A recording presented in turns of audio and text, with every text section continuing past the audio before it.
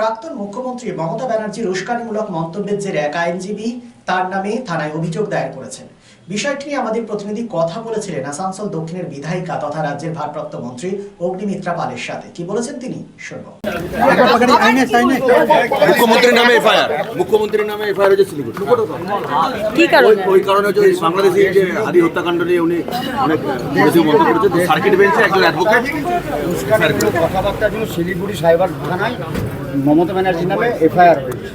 মমতা ব্যানার্জি সাংবিধানিক শপথ নিয়ে, সংবিধানকে হাতে রেখে শপথ নিয়েছিলেন, আমরা সবাই নিয়েছিলাম।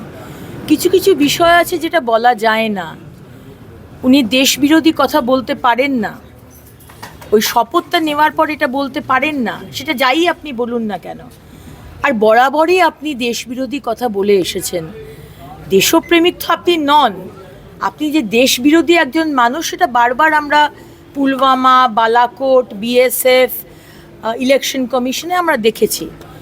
কিন্তু আজকে যেভাবে আপনি আবার করে মানুষকে ইনস্টিগেট করে আরেকটা দেশকে ইনভলভ করে আপনি কথাগুলো বলছেন, এটা খুব যথাযথ কাজ করা হয়েছে। তার এগেনস্টে এফআইআর করা হয়েছে। শওকত মোল্লাকে খুঁজে পাওয়া যাচ্ছে না। এনআইএর রেড চলছে ওনার ঘরে।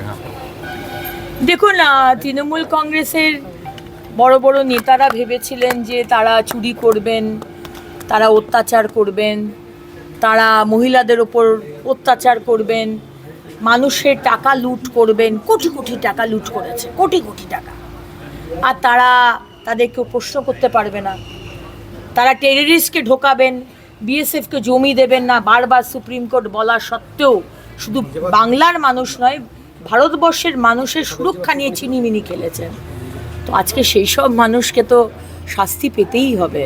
কেউ তো আর আইনের ঊর্ধ্বে নন, সংবিধানের ঊর্ধ্বে নন, ভারতীয় ন্যায় সংহিতার ঊর্ধ্বে নন। তো আপনি যেখানেই থাকুন সারেন্ডার করুন, আপনার যা বক্তব্য আপনি রাখুন।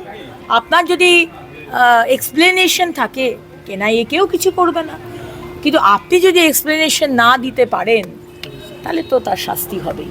অরূপ বিশ্বাস হাজিরা দিচ্ছেন না, 14 দিনের ছুটি চাইছেন, বলছেন উনি নাকি অসুস্থ হয়ে হাসপাতালে ভর্তি হন। এরা তো আমরা প্রায়ই দেখেছি 15 বছর ধরে যেই দুর্নীতি করেছে, মানুষের টাকা চুরি করেছে, শিক্ষক শিক্ষিকার চাকরি চুরি করে পথে বসিয়ে দিয়েছে, তাদেরকে যখন সিবিআই ধরতে গেছে তখন তারা উডবার্ন ওয়ার্ডে ভর্তি হয়ে গেছে। তো এখানে অরূপবাবু, আপনি অসুস্থ আছেন, ডক্টর সার্টিফিকেট রেডি করে রাখুন। কতদিন অসুস্থ থাকবেন? তারপরে তো একদিন সুস্থ হতেই হবে। আমরা অপেক্ষা করব। আপনারা যারা যারা অসুস্থ হয়ে যাচ্ছেন, বাংলার মানুষকে যেভাবে অত্যাচার করেছেন, সে মমতা ব্যানার্জি হোক, অভিষেক ব্যানার্জি হোক, অরূপ বিশ্বাস হন, ফিরাদ হাকিম হন ইয়া শওকত মোল্লা, জবাব আপনাদের দিতেই হবে। मुख्यमंत्री नंबर एफआईआर हुआ, क्या बोलिएगा सिलीगुड़ी में? हाँ, मुख्यमंत्री ममता बनर्जी के ऊपर में प्राक्तन मुख्यमंत्री एक्स मिनिस्टर चीफ मिनिस्टर के ऊपर ex chief minister Mamata Banerjee सोचे थे कि वो भारत विरोधी शब्द बोलते रहेंगे। और उनका जब सरकार था, हम लोग बार बार कोशिश किए थे इसको पॉइंट करने, एफआईआर करने, लेकिन तब वो पत्ता नहीं दिए थे और पुलिस भी उनका हाथ था।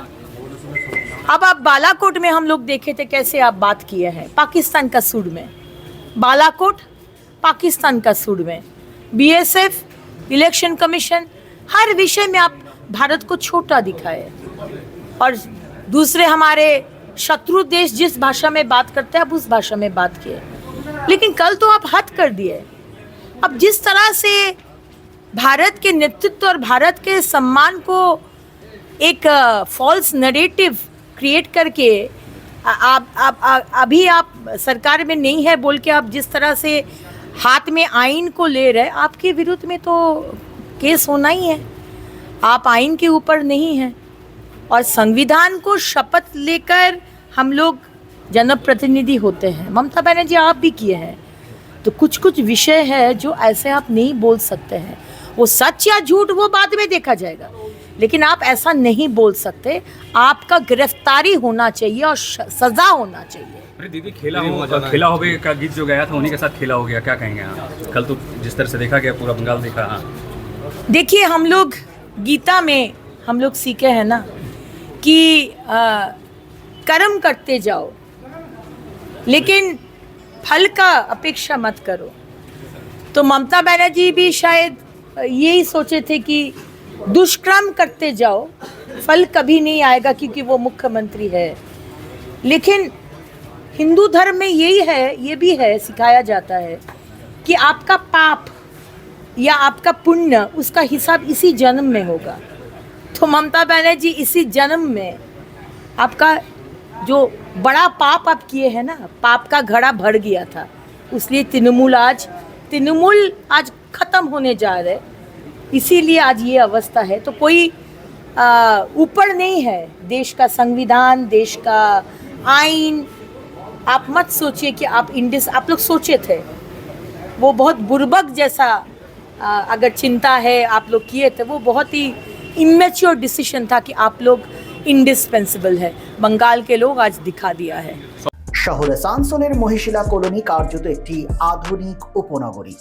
আবাসন শিল্পের চাহিদা মেটাতে ক্লাসিক রিয়েলটরস আরও একটি প্রকল্প তপতি এনক্লেভ G+5। তপতি এনক্লেভে আপনি পাবেন 3 BHK ও 2 BHK এর আধুনিক রুচিসম্মত মনের মতো ফ্ল্যাট। বিশাল কম্পাউন্ডে রয়েছে গার্ডেনিং থেকে শুরু করে parking plaza, 24/7 lift, electric, water service and many more. সবুজ প্রকৃতির মাঝে দূষণমুক্ত পরিবেশে নির্মিত হচ্ছে Tapati enclave. Tapati enclave Shimultala beside wax museum, 1 number Mahishila colony, Asansol.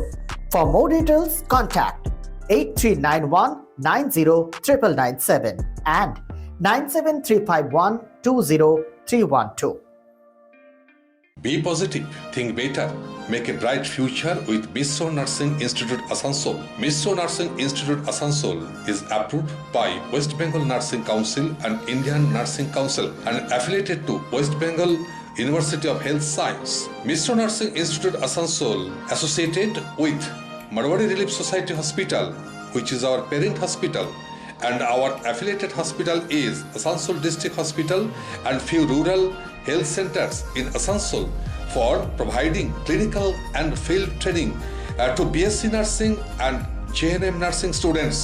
Misro Nursing Institute Asansol offers BSc Nursing for 4 years.